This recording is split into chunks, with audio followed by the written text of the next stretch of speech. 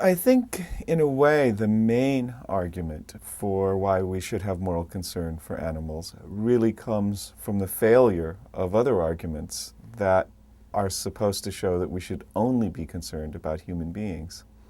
And the problem is that for almost any feature of humanity that you can name, whether it's the ability to suffer, whether it's the capacity to reason, whether it's having lives that can go better or worse, there's at least some other non-human animals that have all of these features as well.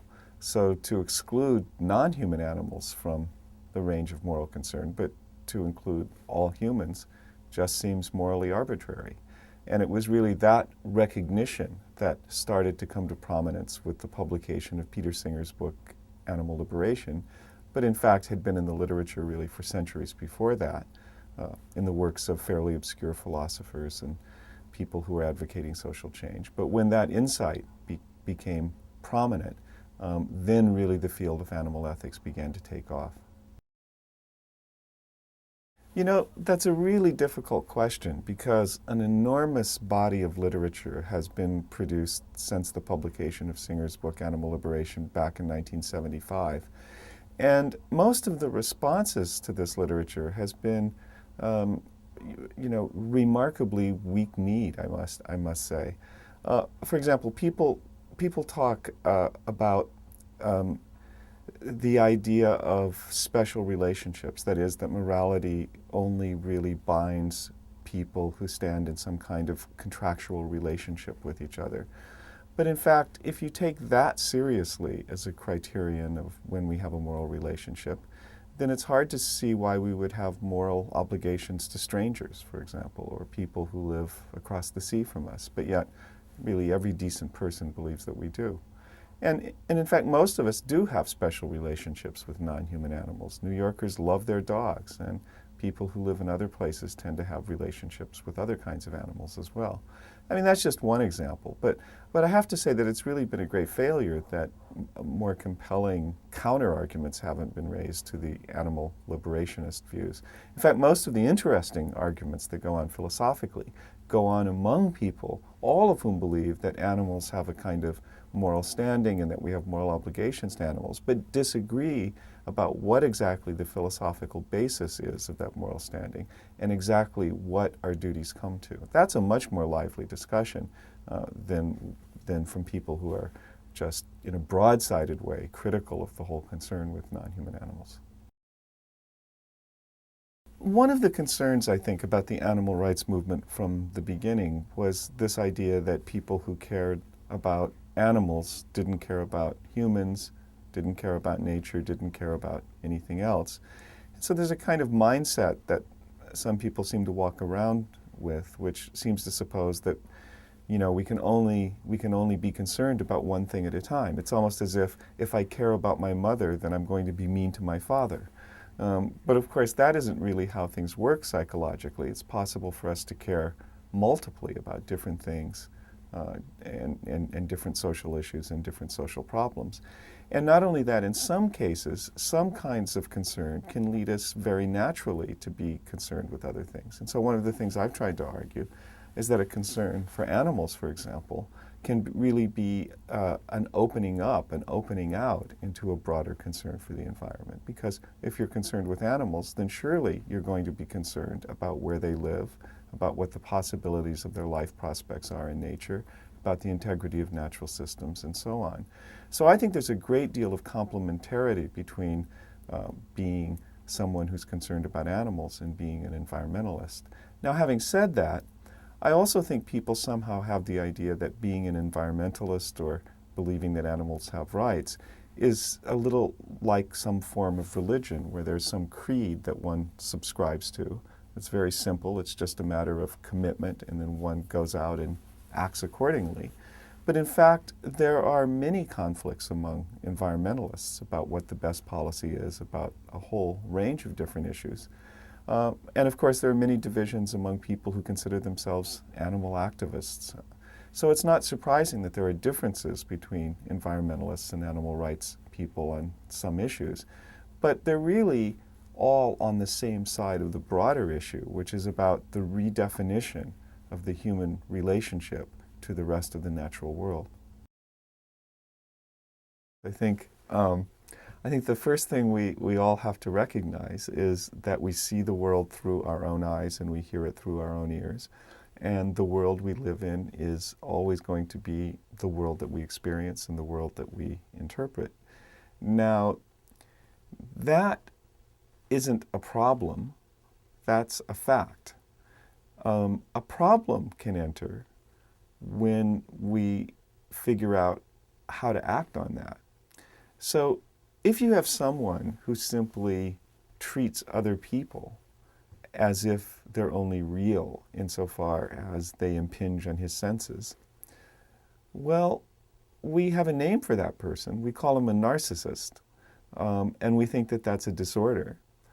And so even though we experience the world as individuals through our senses and our own consciousness, we still have this idea that there are independent other people out there who experience the world through their own senses and their own consciousness, who are also worthy of respect.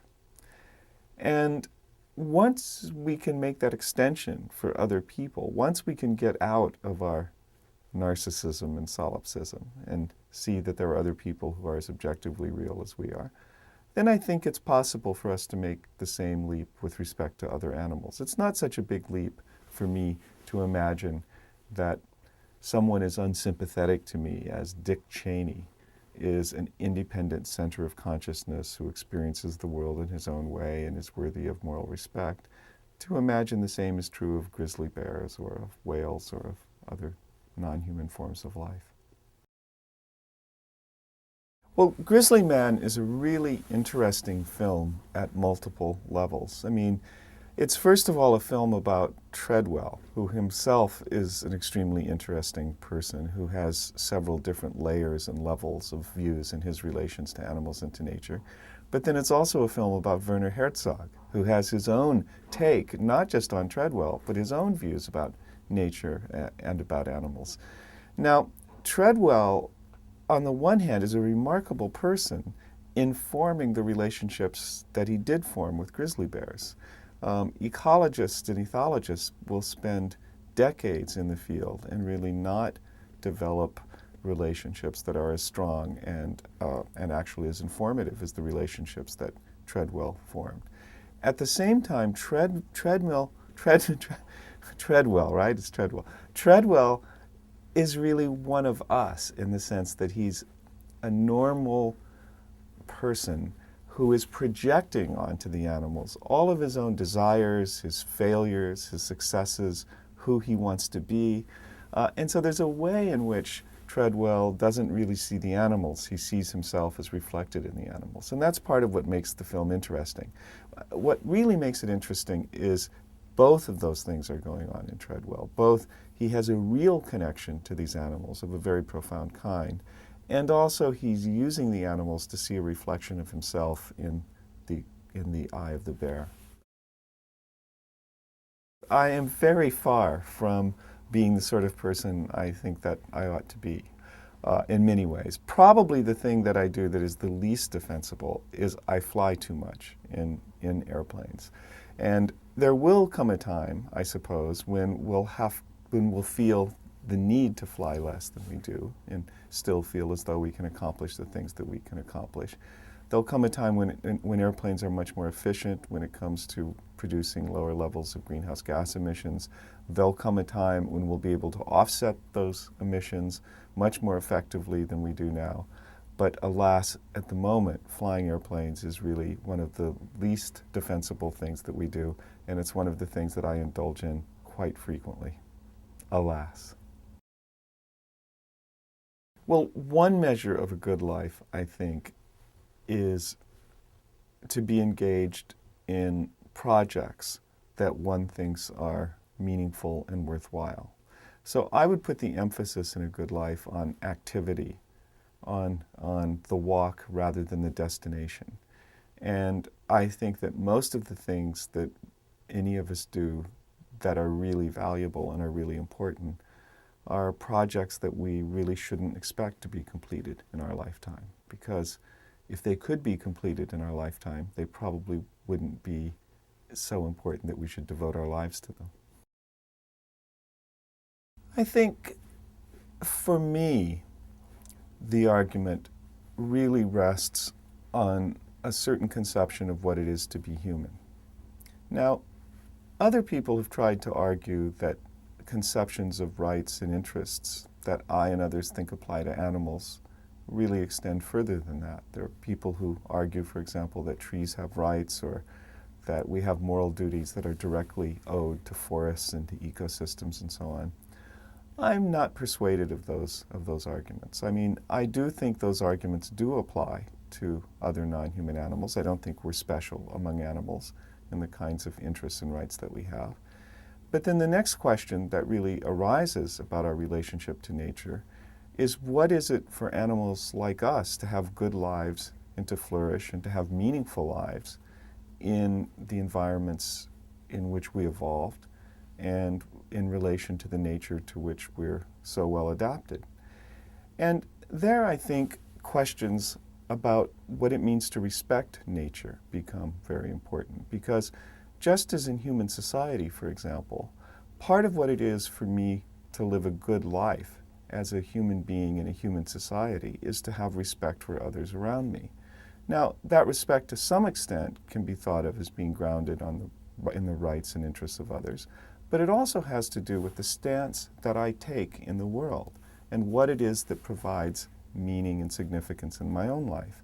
And I think there's similar ideas of respect for nature that apply as well, and that having a certain attitude towards nature is part of what it is for me to have a good life as a human being.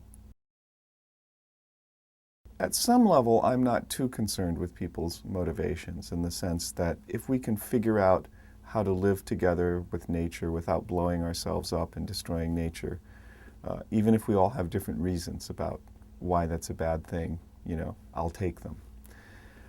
At the same time, there has become a kind of pervasive economicization of the rhetoric in American life. If we go back to the 16th or 17th century, if we wanted to argue about family obligations, who had rights to cut down trees and forests, whether we should help the poor, all of these arguments would be made in religious terms. The common currency of the arguments would be the Bible, it would be some conception of God, and so on.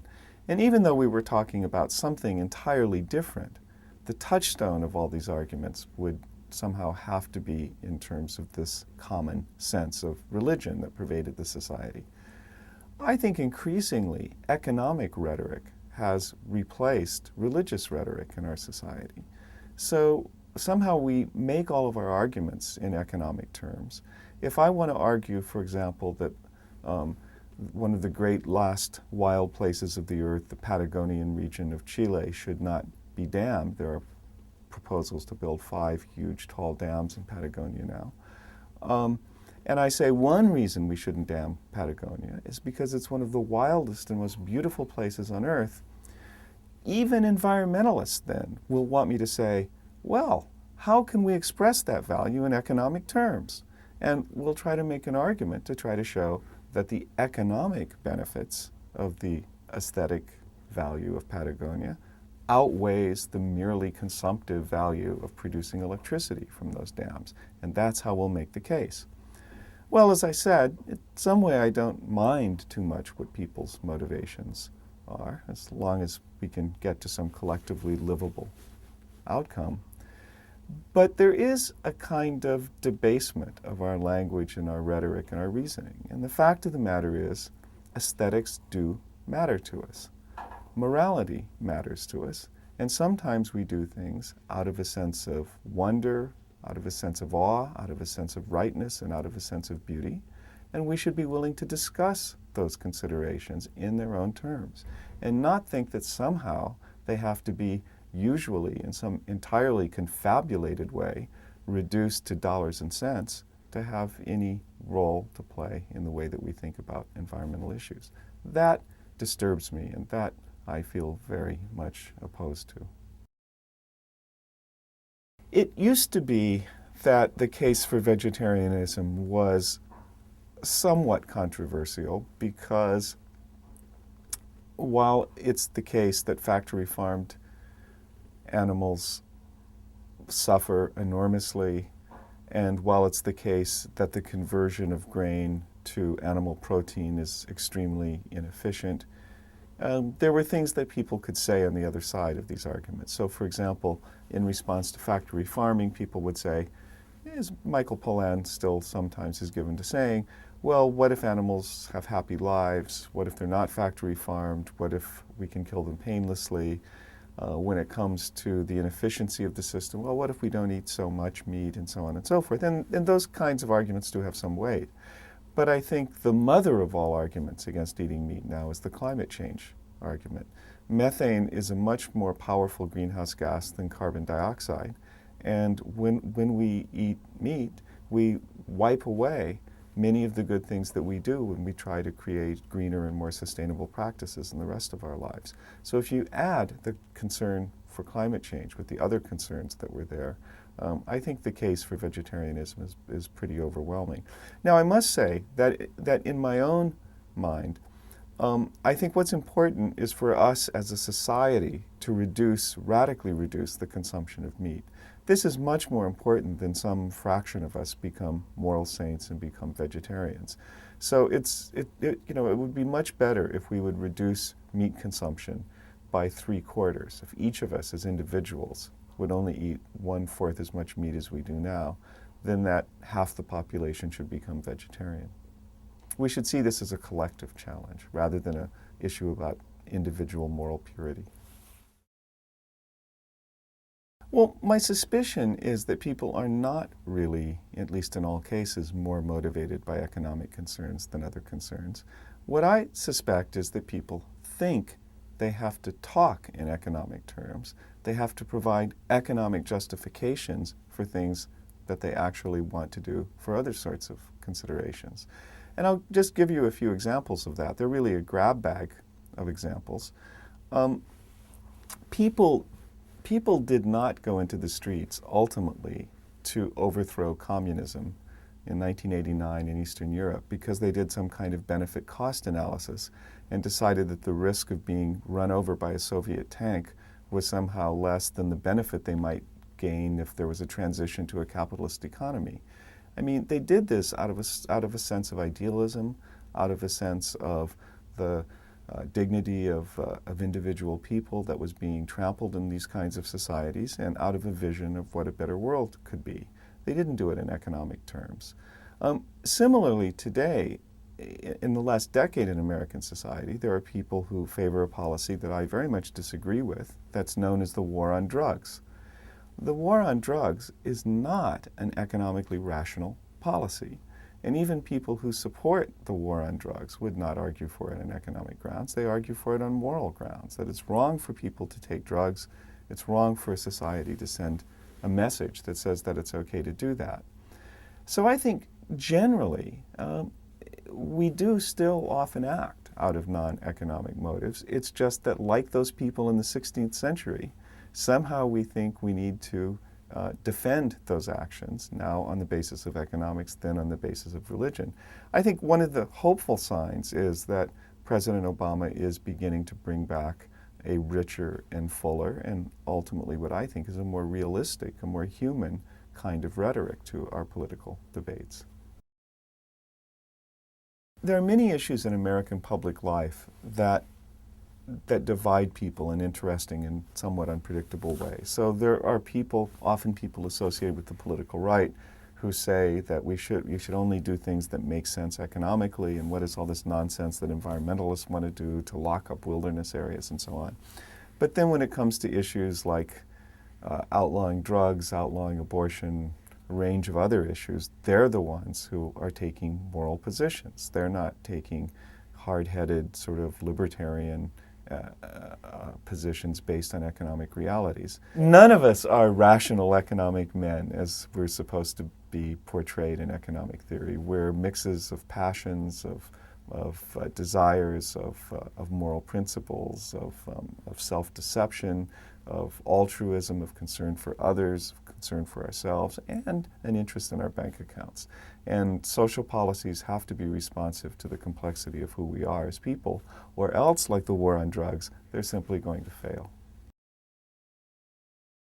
I think one reason we fetishize economics is because we have come to think that it is essentially connected to well-being, about what it is to have a good life.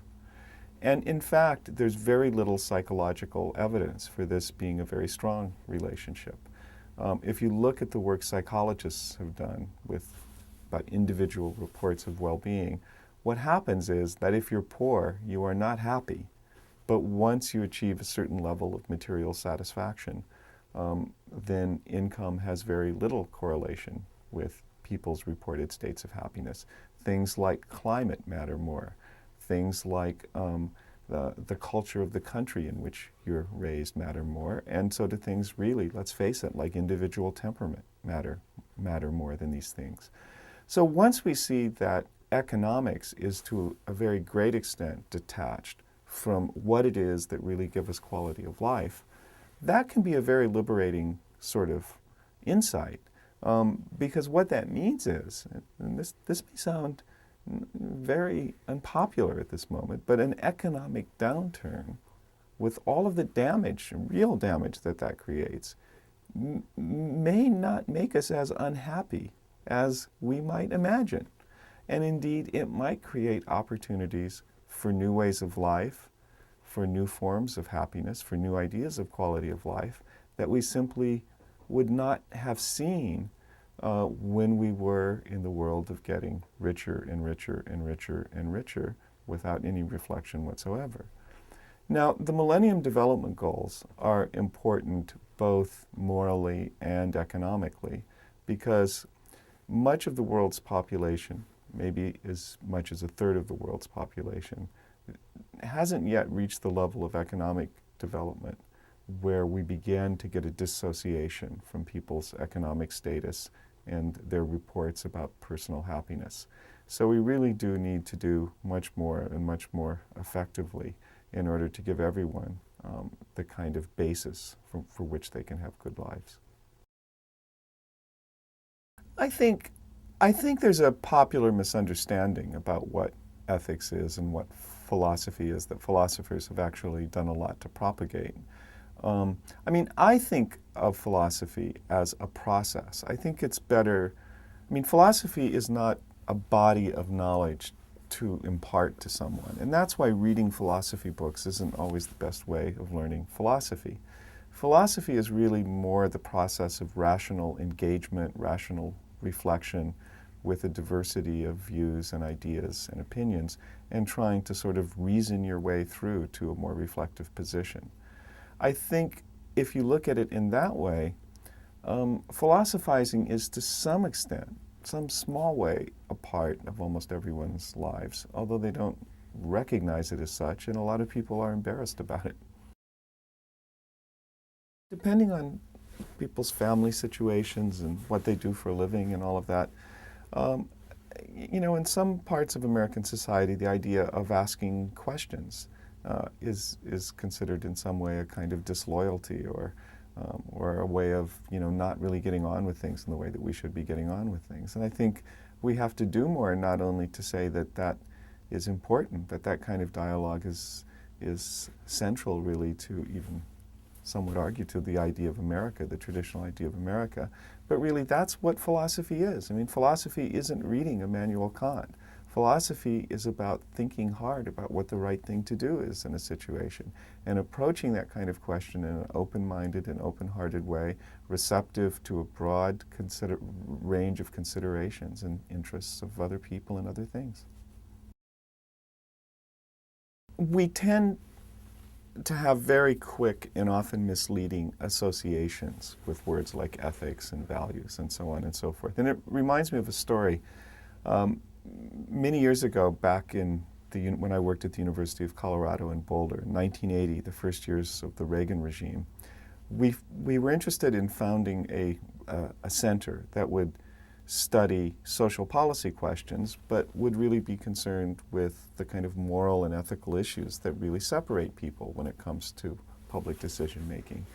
And so we started something that was called the Center for Values and Social Policy, which seemed to us to be a completely apt description of the work we wanted to do. Well, it turned out that almost everyone hated the name of this center and were completely flummoxed by it. And being a little slow in the uptake, we only later realized it was because center, okay, for values, well, that's a right-wing buzz term, right? It's people on the political right who are concerned with values, and social policy. Social policy, that's a buzzword that's associated with the political left, the people who want to re-engineer society and all of that. So almost no one could relate to a center that was interested in values and social policy. So going back to your question about ethics, it's true that when we think about ethical behavior and moral behavior in American society, a kind of individualist bias immediately creeps in. We think of people as being individually responsible for doing the right thing. We even associate ideas of ethics and morality with, I think, questions of purity, not to be besmirched with wrongdoing and so on and so forth. But when we live in highly complex, interconnected societies that are in some way have some reasonable semblance of democratic governance, often our moral obligations are political obligations and policy obligations and obligations to act. If you're interested in doing something about climate change, as we all should be, all of us who care about future people and creatures who will inhabit this work, then buying a Prius is a good thing, but an even better thing would be to be in the streets demanding urgent action from the United States Congress. So when it comes to issues like not lying, not cheating, not betraying your friends, these really are questions of individual moral action and individual moral integrity and so on. All of your obligations can be taken up with how you as an individual act towards other people. When you get into more complex issues, like environmental issues, for example, individual action is not going to solve those problems. The United States, the world, are not going to stop emitting greenhouse gases because every individual person makes a moral commitment not to do that. People have children, they have jobs, they have other kinds of obligations. We are all implicated in a kind of economic and social structure that require these kinds of emissions, no matter how well-meaning we may be. So much of the point of individual action is really to communicate with other people and with political leaders and to demonstrate to them that we are willing to live lives which are less dependent on fossil fuels, and we'll show you that now by changing our individual life to some extent. But we want you to take action, political leaders, so that we aren't living in a society in which we're dependent on poisoning the future in order to maintain present lifestyles. So I see a lot of individual action when it comes to environmental questions as really as a form of politics, as a way of communicating with political leaders, much in the same way that acts of civil disobedience during the civil rights movement were really acts of political communication, trying to get laws changed rather than based on the thought that the individual action would really change the practices of segregation. Now, I think when it comes to climate change, the single most important thing in the world is for the United States Congress to pass an effective bill that will put a price on carbon. Because if it starts costing something to emit carbon, this will provide an incentive. People do act on the basis, to some extent, of economic incentives to emit fewer greenhouse gases. And the only way that's going to happen, the only way, is if there is a very strong, very active popular movement that demands it. And such a movement would be unparalleled because it would be a popular movement that says, raise our taxes so that we change our behavior. Now, the taxes can be refunded to people in other ways. There are ways of trying to take some of the sting out of it. But it does require people to say that these issues about the future are so important to us, we're willing to change it at present, and we want those changes supported by political and legal changes. Well, I think that our moral systems, and to some extent our legal systems, evolved when we lived in relatively low population low-density societies in which you could be a perfectly moral person as long as you didn't go stealing your neighbor's wife or clubbing your neighbor in the head with an axe or stealing her property or something like this. I mean, moral obligations, very simple, very straightforward, very individual. And much of the law is really centered on those kinds of very simple, dyadic kinds of relationships. But we now live in a very high-density society in which we have technologies that actually increase our reach around the globe. So if I drive my car to the store, those carbon molecules that are emitted actually get into the atmosphere circulation systems and affect climate on a global basis. This is shocking. This is amazing. No one in the 18th century would have believed that anything like this were at all possible.